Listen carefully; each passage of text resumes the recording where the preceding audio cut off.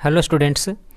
तो इस वीडियो के अंतर्गत हम लोग क्लास 12th के मॉडल पेपर के ऑब्जेक्टिव क्वेश्चन मैथमेटिक्स का सॉल्यूशन को देखेंगे जो 51 से होगा। तो चलो बिना टाइम पास किए हम लोग इसे शुरू करते हैं, है ना। देखो 51 में क्या दिया हुआ है क्वेश्चन कि if the direction cosine of the line are 3/√61, 4/√61 and x, ठीक है, then value of x is. मतलब कि किसी लाइन का जो डायरेक्शन कोसाइन है वो इतना इतना और इतना दिया हुआ है, तो पूछा है कि x की वैल्यू क्या होगा यहाँ पे, ठीक है। तो हम बता दें कि डायरेक्शन कोसाइन को जो है ना हम लोग एलिमेंट से डिनोट करते हैं, और इसका देखो यहाँ बनाने के लिए क्या है ना कि एक रिलेशन होता है, उस रिलेशन को यहाँ पे हम लोग अप्लाई करेंगे, ठीक है। एल एम एन की वैल्यू दिया हुआ है, तो हम लोग को पता है कि l square plus m square और plus n square equal to कितना आता है, रिलेशन इसका 1 होता है। अब 1 क्यों होता है, इसका प्रूफ हमने ऑलरेडी डिस्कस कर चुका हूँ, ठीक है। चलो एल की वैल्यू देखो, एल हमारे पास क्या है 3/61 है। इसका अगर हम स्क्वायर करेंगे तो आ जाएगा 9/61 प्लस एम स्क्वायर है तो इसका आ जाएगा 16/61 और प्लस एन की वैल्यू है एक्स, तो एक्स स्क्वायर आएगा और इक्वल टू कितना आएगा 1 आएगा। अब देखो एक्स स्क्वायर की अगर हम वैल्यू फाइंड करना चाहें तो ये आ जाएगा 1 माइनस, दोनों को जो है ना उधर भेज रहे हैं, तो 69y कितना आ जाएगा 61 और माइनस 16y कितना आ जाएगा 61। अगर हम सभी का यहाँ से एलसीएम लेकर अगर सॉल्यूशन करने की बात कहें तो देखो किस तरह से आएगा। इसको इसमें अगर लेस किया जाए तो कितना आ जाएगा 36/61, ठीक है। कितना आ जाएगा 16 और 9 कितना होता है 25, 61 में से अगर लेस किया जाए 36y कितना आ जाएगा 61। ये किसकी वैल्यू है, एक्स स्क्वायर की वैल्यू है ना। चलो तो बताओ यहाँ से कि x की वैल्यू अगर निकाला जाए तो कितना आएगा, तो √36y61, तो x की जो वैल्यू आ जाएगा वो 36 का क्या निकालना होगा हम लोगों को यहाँ पे स्क्वायर रूट, है ना। तो कितना आ जाएगा 6 और y 61 का तो स्क्वायर रूट होता ही नहीं है पूरे, ठीक है, तो वो 61 रूट में रह जाएगा। यानी कि जो x की वैल्यू है वो 6/√61 होगा, यानी option number B is correct answer. Question number 52 जो है ना इस तरह से दिया हुआ है। देखो अब ये कोनो बोर्ड मास तो नहीं है कि हम लोग सबसे पहले डॉट का वर्क करेंगे कि क्रॉस का, ठीक है। लेकिन अगर हम कॉमन सेंस लगाने की अगर बात करें तो देखो अगर सबसे पहले हम इन दोनों वेक्टर का डॉट प्रोडक्ट निकाल देते हैं तो यहाँ से क्या होगा ना कि एक हमें स्केलर मिल जाएगा, तो उस स्केलर को हम लोग इसके साथ कैसे हम लोग क्रॉस कर पाएंगे। तो इससे बेटर है ना सबसे पहले हम लोग क्या करेंगे कि इन दोनों का क्रॉस प्रोडक्ट निकालते हैं, है ना, और जो आएगा उसके साथ हम लोग इसके साथ डॉट प्रोडक्ट कर देंगे। तो चलो इसका क्रॉस प्रोडक्ट कैसे निकालना होता है वो मैं देखता हूँ। देखो इन दोनों का क्रॉस प्रोडक्ट निकालने जा रहे हैं, तो इसको अरेंज करना रहता है डिटर्मिनेंट फॉर्मेट में, है ना। आई जे और के, आई का कोफिशिएंट कितना है 1, जे का कोफिशिएंट है 2 और के का कोफिशिएंट है -1। उसी तरह से यहाँ पे आ जाएगा 3 -1 2, ठीक है। तो इस तरह से इसका क्रॉस प्रोडक्ट फाइंड किया जाता है। चलो अब इसे क्या करना है, एक्सपेंड करना है। एक्सपेंड करना तो आता होगा ना, ए डिटर्मिनेंट के हिसाब से हम लोग एक्सपेंड करते हैं। देखो यहाँ पे आई लेना होगा और आई का रो और कॉलम, ठीक है। ये जो रो दिख रहा है कॉलम फिनिश हो जाएगा, तो यहाँ से आएगा 2 2 जा 4 और 1 1 जा 1, तो -1 आएगा क्योंकि माइनस माइनस प्लस तो पहले हो चुका है, और माइनस यहाँ से अगर हम जे लेते हैं तो रो और कॉलम फिनिश होगा, 2 1 जा 2 होगा और माइनस 3 1 जा माइनस अगेन, तो आ जाएगा प्लस का 3 और प्लस यहाँ से अगर हम के की बात करें तो कितना आ जाएगा 2 1 1 जा -1 और 3 2 जा -6। देखो इस तरह से आएगा, ठीक है। तो यहाँ से आ जाएगा 4 में से बन जाएगा तो 3i 3 2 -5j और 6 और 1 -7k। ये देखो निकल कर आ गया इन दोनों की वैल्यू। अब इन दोनों की जगह पे पूरे को हम लोग इसको रखेंगे। नाउ देखो अब क्या करना होगा, इसके साथ 2i -3j और प्लस कितना है 4k, इसके साथ हम लोग डॉट करेंगे इस नंबर को, यानी कि 3i -5j -7k, है ना।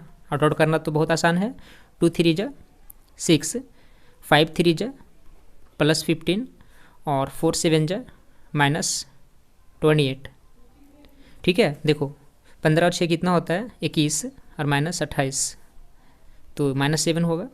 ठीक है, तो ये जो है इस क्वेश्चन का फाइनल सोल्यूशन होगा, यानी ऑप्शन नंबर कौन सा आ रहा है इसका, option number B is correct.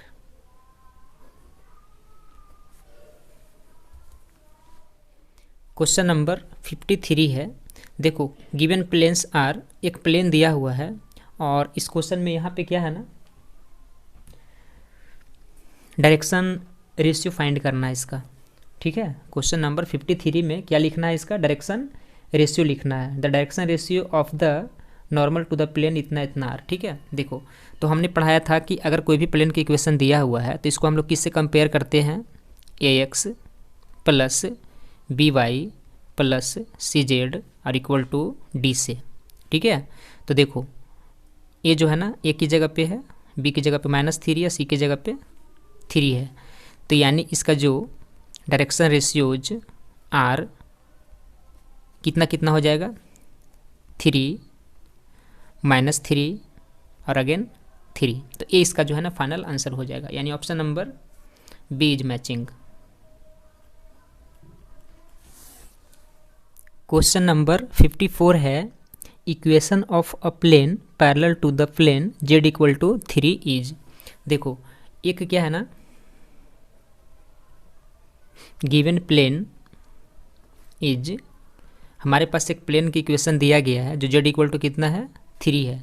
अब क्या ये प्लेन का इक्वेशन इसका स्टैंडर्ड फॉर्म में है, नहीं है, तो इसका सबसे पहले हम लोग क्या करेंगे, अपना स्टैंडर्ड फॉर्म बनाते हैं। देखो 0 इंटू एक्स ले लो, 0 इंटू वाई ले लो और प्लस z इक्वल टू क्या करेंगे, 3। अब इसका यह स्टैंडर्ड फॉर्म आ गया है ना। बट देखो क्वेश्चन क्या कहा है ना कि equation of plane parallel to the plane इतना, यानी कि हम लोग को क्या करना है कि एक प्लेन का इक्वेशन फाइंड करना है जो इस प्लेन के पैरेलल हो, है ना। तो देखो यहाँ पे मैं एक नोट बताना चाहता हूँ इसी में कि सिंस ये हम लोग को पता है, क्या पता है कि a1x plus b1y plus c1z equal to d, और यहाँ से लिखेंगे क्या, a1x plus b1y plus c1z equal to e. ये दोनों आपस में पैरेलल प्लेन कहे जाते हैं कब, तो जब ये पूरा नंबर इन दोनों का जो रेशियो आएगा और इन दोनों का जो रेशियो आएगा, इन दोनों का जो रेशियो आएगा, ठीक है, वो सभी आपस में इक्वल होना चाहिए। बट यहाँ पे जो डी दिख रहा है ना वो आपस में क्या होना चाहिए, डिफर, है ना। तो चलो देखो कंपेयर करते हैं। जैसे मान लीजिए हमारे पास एक प्लेन का इक्वेशन ये दिया हुआ है ना, तो अगला जो इक्वेशन हमारे पास जो बनकर आएगा वो इसी तरह का फॉर्मेट में होगा। तो ये सब तो सेम थिंग आएगा इधर का भी, यानी कि इसका भी आ जाएगा 0 into x plus 0 into y आप प्लस जेड इक्वल टू, यहाँ पर सिर्फ कोई नंबर एक जो है ना वो डिफर होगा, क्योंकि यहाँ पर डी है तो यहाँ पर ई कुछ होना चाहिए।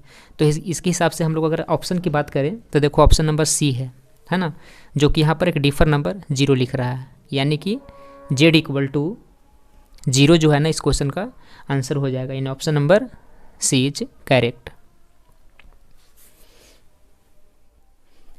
क्वेश्चन नंबर 55 है। Equation of the plane parallel to the plane 2x plus y minus z equal to 11। देखो सेम क्वेश्चन है जैसे अभी हमने किया था। तो उस प्लेन का जो इक्वेशन है ना उसे सबसे पहले हम लोग लिखते हैं, ठीक है, कि क्या दिया गया है। देखो 2x plus y minus z equal to 11, है ना। अब देखो कंपेयर करो, कंपेयर करते हैं हम लोग, तो उसके हिसाब से क्या है ना कि ऑप्शन बी को देखा जाए, 2x plus y minus z are equal to क्या है, 7 है। हमने बताया था ना अभी कि हमारे पास दो इक्वेशन आपस में पैरेलल कहे जाते हैं प्लेन के हिसाब से, ठीक है। जब इतना ये और ये और ये, मानी कि एक्स वाई जेड का जो कोफिशिएंट है वो सभी आपस में क्या होना चाहिए, इक्वल होना चाहिए, और जो डी है ना और वो ई है, इन दोनों में डिफर होना चाहिए। तो इसके हिसाब से option B is correct answer.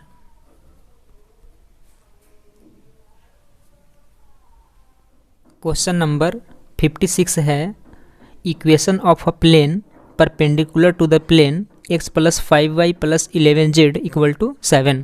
देखो हमने पढ़ाया था थ्योरी में कि दो प्लेन आपस में जो है, ठीक है, वो क्या है ना कि परपेंडिकुलर कहे जाते हैं। कब कब कहे जाते हैं, तो देखो यहाँ पे मैं बता रहा हूँ, ठीक है। x plus 5y plus 11z equal to 7, ये हमारे पास प्लेन का इक्वेशन गिवन है। अब हमें जो है ना चारों ऑप्शन में से जिसके लिए a1 a2 plus B1 B2 plus C1 C2 zero आएगा, तो वो ऑप्शन जो है ना इसके हिसाब से परपेंडिकुलर माना जाएगा। ठीक है, तो चलो मैं यहाँ पे जो है ना ऑप्शन सी वाले इक्वेशन को ले रहा हूँ, x plus 2y minus z equal to 3। इन दोनों प्लेन के इक्वेशन में हम देखते हैं कि इसका जो रिलेशन है वो जीरो हो रहा है कि नहीं। देखो A1 A2 का मतलब क्या बताया था हमने कि इसका जो कोफिशिएंट है वो लेना रहता है ना। तो यहाँ से लिखेंगे 1 × 1 प्लस 5 2 जा 10 आएगा, और उसके बाद कितना आ जाएगा -11 बन जाए, यहाँ पे कुछ नहीं है तो 1 मानते हैं, -11। ठीक है, इसका रिलेशन देखो 1 + 10 -11, तो यानी कि 11 - 11 इक्वल टू कितना आ गया 0। यानी कि ऑप्शन सी का इक्वेशन को हम लोगों ने डायरेक्ट टेस्ट किया तो ये रिलेशन को क्या कर दिया, सेटिस्फाइड कर दिया, है ना। तो हम तो यही कहेंगे कि ऑप्शन सी जो है ना इसका क्या होगा, राइट आंसर होगा, यानी option C is correct. Question number 57 है। देखो यहाँ पे क्या है ना कि डिटर्मिनेंट का क्वेश्चन दिया गया है, बोला इसकी वैल्यू क्या होगा। तो यहाँ पे ये जो रो और कॉलम में जो एलिमेंट है ये डायरेक्ट एक्सपेंड करने पर क्या है ना थोड़ा बड़ा दिख रहा है ना। तो इसे क्यों ना हम इसके प्रॉपर्टीज से सॉल्व करने की प्रयास करें। देखो प्रॉपर्टीज लगाने के लिए क्या करना होगा कि R2 को हम लोग देखेंगे और यहाँ से कर दो 2R2 और प्लस R3, है ना। ये हमने क्या लिख दिया ऐसे वो समझो। देखो ये जो R2 है ना, R1 को छोड़ दो यहाँ पे 2 5 8, है ना। अब देखो R2 में क्या करना है कि 2R2, है ना, यानी कि इसके सारे एलिमेंट में R2 में जितने भी एलिमेंट है यहाँ पे तीनों में हम 2 का मल्टीप्लाई करेंगे और R3 में क्या करेंगे, ऐड करेंगे। तो चलो R2 में हम इसको पहले 2 से मल्टीप्लाई करते हैं, तो बताओ कितना आएगा, 2 से 7 14, अब 14 में फिर इसको ऐड कर देंगे तो 0 बन जाएगा। ठीक है, उसी तरह से 13 को 2 से मल्टीप्लाई करेंगे 26 ऐड कर देंगे 0 बन जाएगा, और यहाँ पर भी ऐड कर देंगे तो वो 0 बन जाएगा, है ना। और बाकी को छोड़ देते हैं 14 -26 और -38। अब देखो जब हम इसमें 2 से मल्टीप्लाई कर रहे थे तो इसको 2 से हम लोग क्या करें, यहाँ पे डिवाइड भी करना था, है ना, ऐसा पढ़े हैं। इसे अब हम क्या करेंगे, देखो 1/2 और इनटू, बताओ किसी डिटर्मिनेंट का किसी एक रो का चाहे किसी एक कॉलम का अगर और ऑल एलिमेंट 0 है, ठीक है, तो उस डिटर्मिनेंट की वैल्यू क्या होती है, 0 होता है। तो चलो 0 लिखते हैं, तो हाफ इंटू 0 0 हो गया, यही इसका आंसर होगा। ठीक है, फिलहाल option number C is correct. Question number 58 है। देखो यहाँ भी एक डिटर्मिनेंट का क्वेश्चन दिया गया है ना। तो यहाँ पे इसे हम डायरेक्ट ओपन करेंगे।